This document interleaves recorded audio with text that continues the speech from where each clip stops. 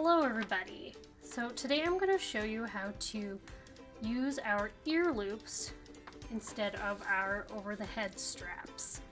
So what you want to do with this, once you've removed the head strap, you're just going to take your ear loops, just one end of the ear loop,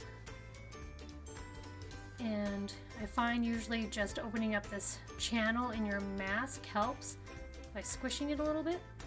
And you're just going to take your ear loop and slide that inside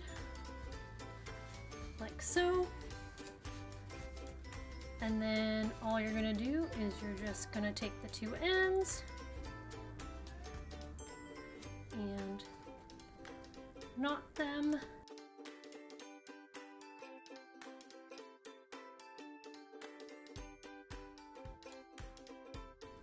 And yeah, so you just knot it like that, pull it nice and tight so it's not going to come apart, like so.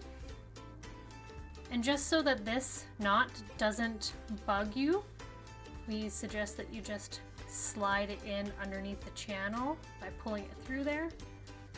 And there you go. That's how you attach an ear loop to your mask. And then you can just use the toggle here to adjust your fit. And that's all there is to it.